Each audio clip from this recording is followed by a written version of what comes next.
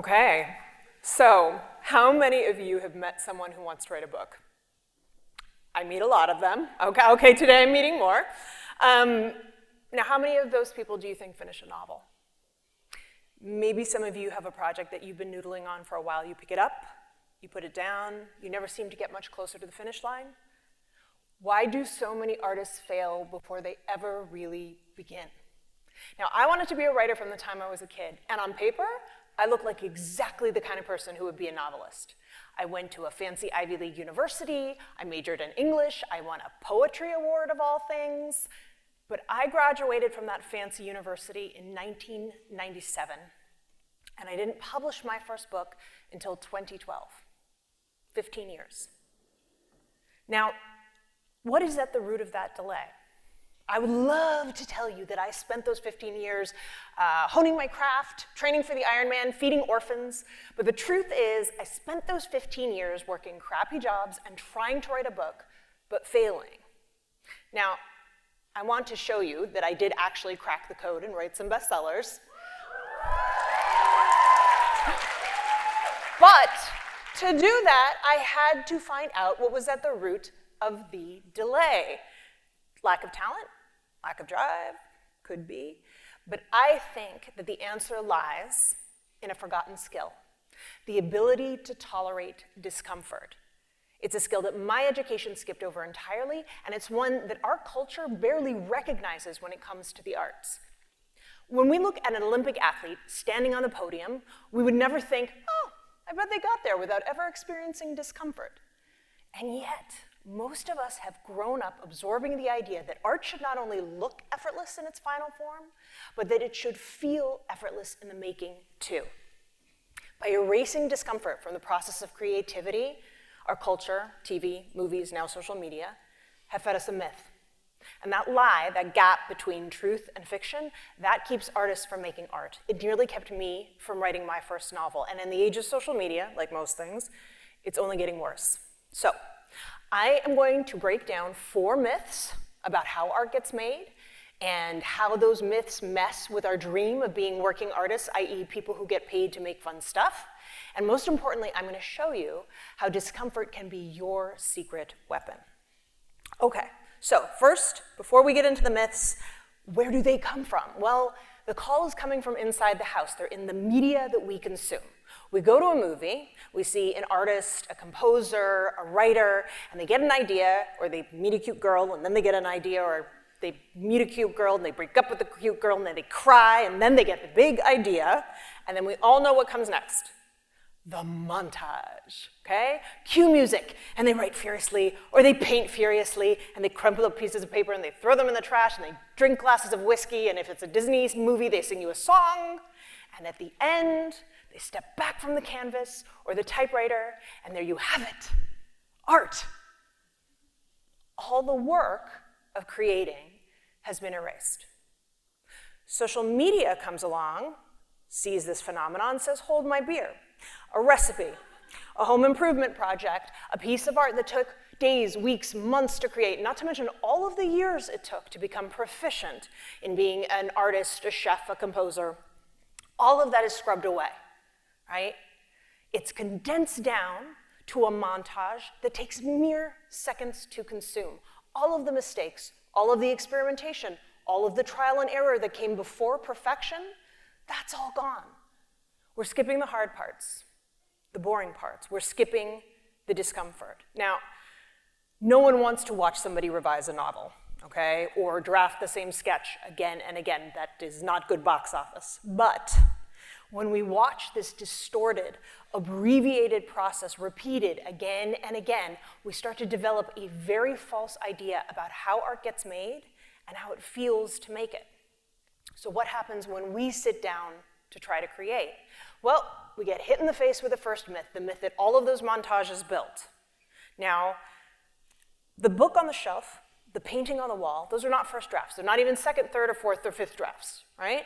Art is iterative, and art worth consuming happens in revision. But if we don't understand this truth, that art happens in revision, we sit down to work, and invariably we compare our first draft with the finished work of all of the artists we admire. And unless we are delusional, we realize that what we're doing, our first draft, is not very good. We're hit in the face by discomfort. And because we don't recognize that discomfort, because we haven't seen it in the creative process, we start to think that the problem lies with us, or maybe with the project we've chosen. Which brings me to the second myth, the romance of the big idea. Now, the number one question I get, where did you get the idea? This is sort of like meeting a nice couple, and you say, oh, how did you guys meet? When the real question, and hopefully the one you're too polite to ask, is not how did you meet? It's how did you stay together? Because art is not about falling in love. Art is about staying in love. Now, my first book, Shadow and Bone, began with one question. What if darkness was a place? Ooh, exciting. But then what? All right? What if the monsters you imagined there were real? What if you had to fight them on their own territory? What would they look like after generations evolving in the dark? What power created them in the first place? Back up. Why would you go into a dark territory crawling with monsters in the first place? Maybe you're on a quest for a magical object? It's a little pat. What if we create a country that's been torn in two by this dark territory? These were the questions that kept me up the night I had the idea for Shadow and Bone. So I got up, and I got out of bed, and I drew a very elaborate, very detailed map of the fictional country that would become Ravka. That's the first draft. And it would take days and weeks and months and many talented artists and then years for that map to become these maps. But it would take many more questions, many decisions, many moments of discomfort for that idea to become a book that then became a trilogy, that became 2 spin-off series, and then became 2 seasons of television on Netflix. It should have been 3.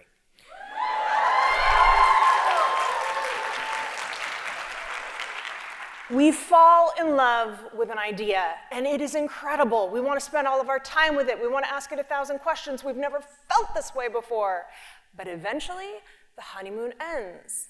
All of a sudden, it doesn't look like all of those movies where the big idea arrives. The discomfort sets in, and then we start to doubt, what if this idea isn't the one? And hey, there's a really nice idea over there. Looks good, smells terrific. Maybe that's the idea I should be with.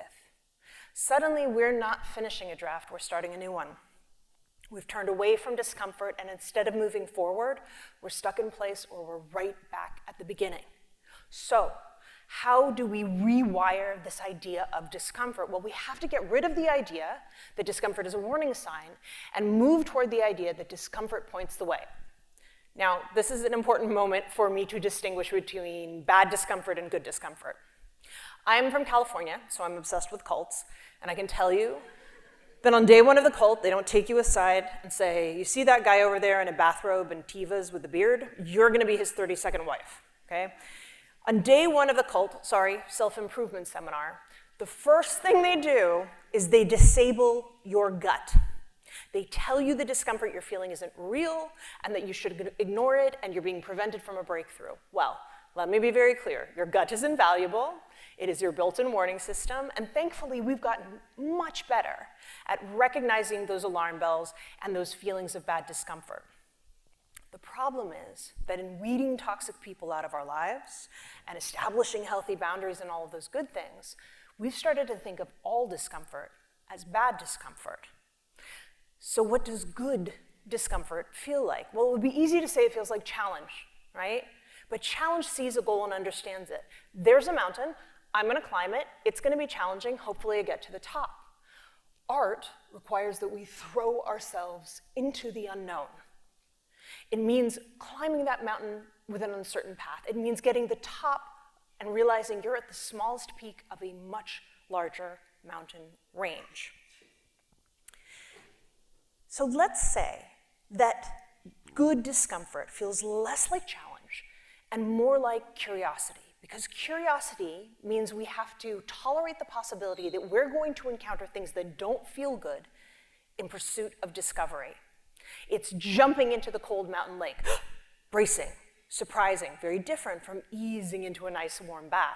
Think back to that Olympic athlete, okay? Yes, there is discomfort in the repetition of training, but compare that to the discomfort that athlete experiences when they dare to attempt a new skill. Which is scarier?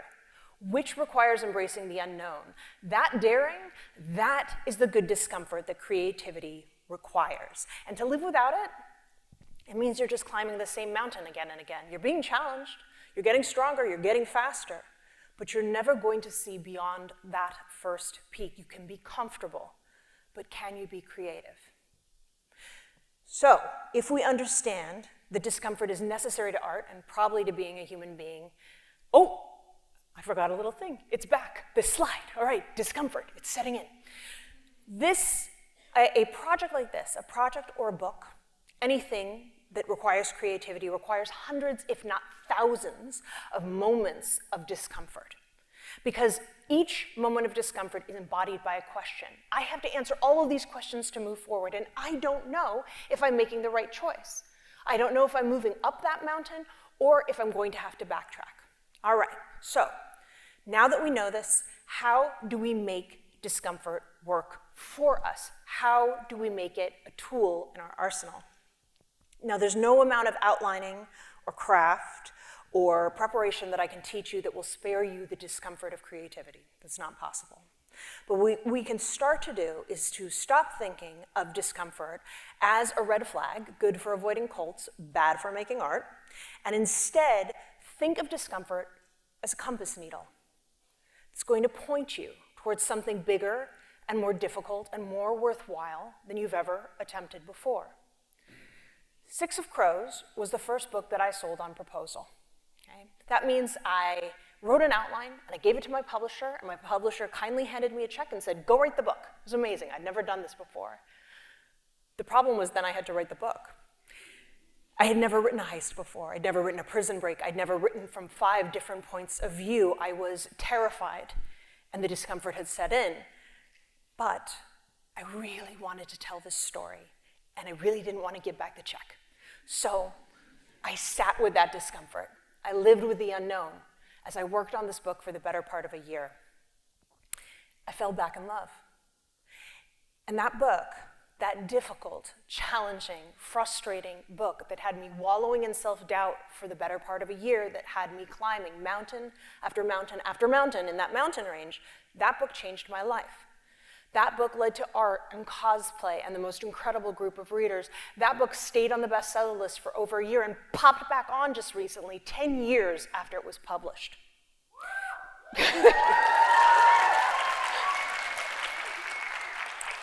So now I know that when I get that feeling, when I have an idea and I think, oh, I don't know how to do that, instead of stepping back, I should move forward. Because that squirming, uncomfortable feeling in my gut, it's telling me there's a challenge ahead. I won't know what's coming, but I might be onto something good.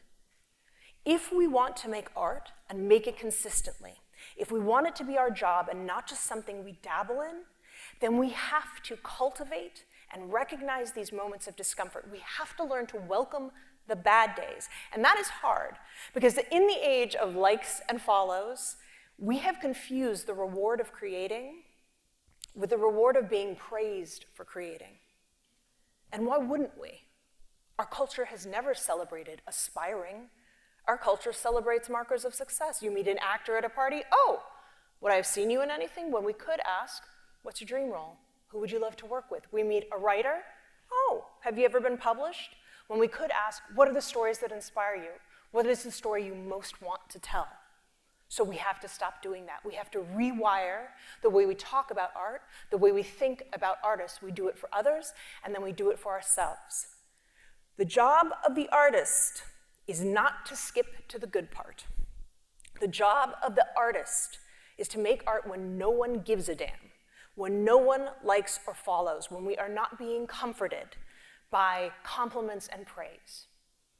Now, I don't want to leave you with the idea that making art is all about misery. It isn't. There are going to be days when the project or the story just unfurls in front of you, when you lose track of time and worry and you feel like a genius. But if art always felt good, everyone would do it. The bad days are just as important, if not more important, than the good days.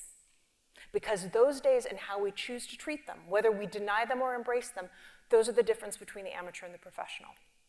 the difference between the fantasy of being an artist and the act of making art. So the next time you pick up that project to noodle on, the song, the sketch, the story, I hope it's a good day. I hope you feel like a genius. But if it isn't, if it's a bad day, don't turn away. Don't pick up your phone. Don't decide you have to clean out your closet. I know. Recognize that discomfort. Greet it, acknowledge it, and remember that that unwanted arrival should be treated as a welcome guest, because it means you are that much closer to making something extraordinary. Thank you.